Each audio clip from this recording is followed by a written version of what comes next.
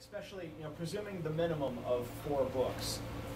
We really don't want to do any trilogies right off the bat or series things because we really feel it's important to let the audience kind of decide who they want to see more of.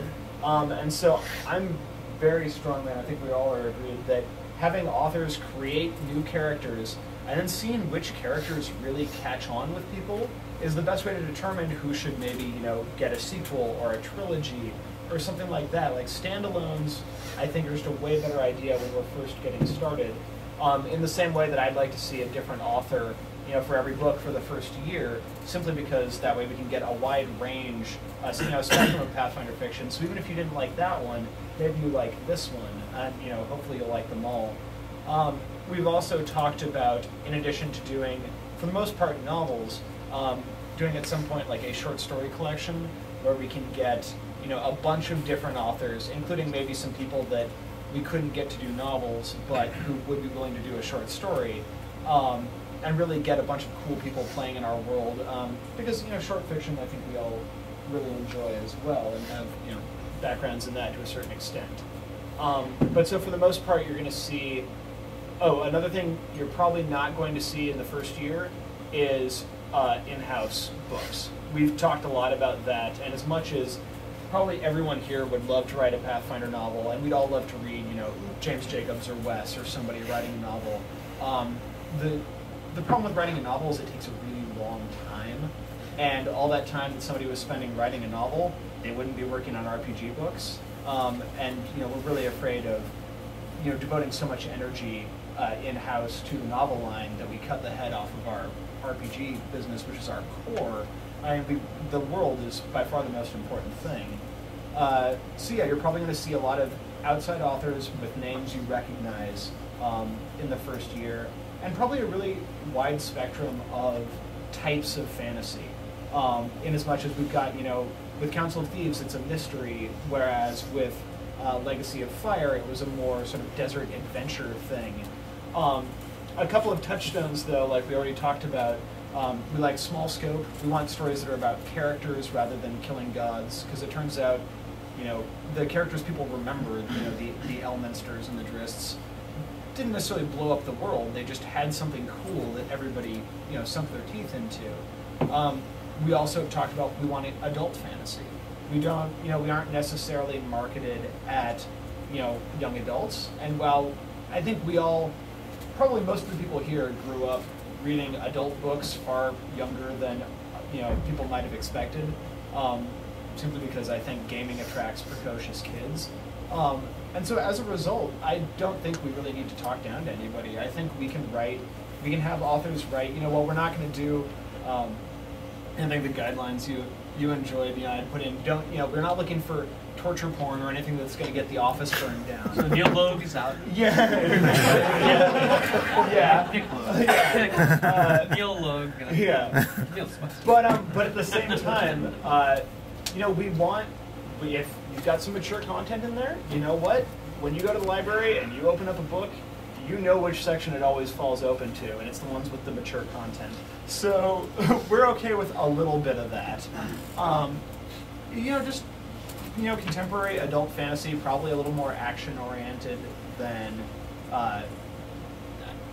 the other kind. We're not super interested in the paranormal romance sort of field that's really hot right now. There'll be lots of vampires. There will be fighting. There will be fighting. And there will be monsters. And, it's gonna like our adventures. Yeah, exactly. Yeah. But it's still going to be a lot more than somebody's campaign journal. I mean, we really want these to be meaty and to be fantasy novels like the ones we all love. Probably less in the epic saga. You're not going to see the Eye of the World from Paizo anytime soon, and it's also not going to be fun.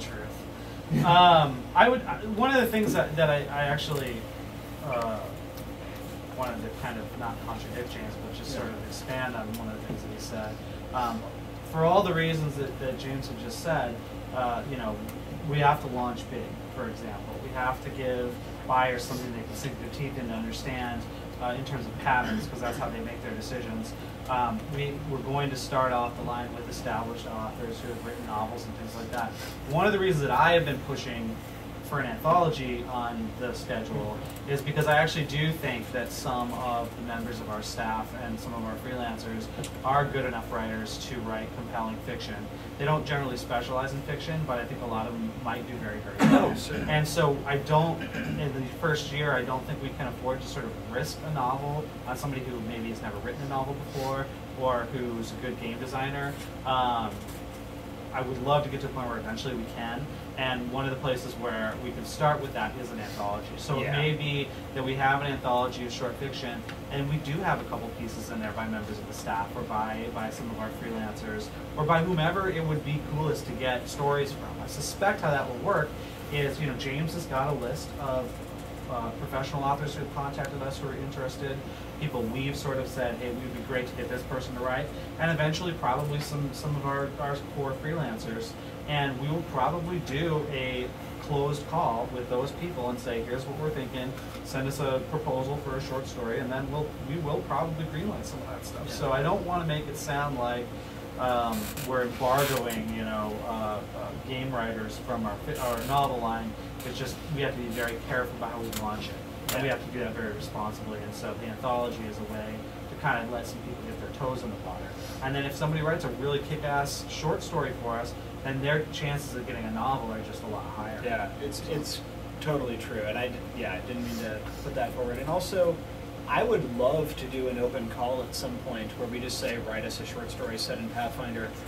I think it would destroy us in the current setting. But once we get things truly rolling and maybe, in theory, have a little bit more time, I would love to do that sort of thing. So we're definitely interested. We understand that new writers can do as good a work as the established guys. It's just more of a gamble. And the payoff is bigger if we can find somebody that nobody's heard of and make essentially have them become a superstar through Pathfinder Fiction. Everybody wins. It's just, and that's what every publisher is looking for. Really is the next really great or even good new writer. Maybe we need a Pathfinder Fiction superstar contest. Yes, but that's a good idea.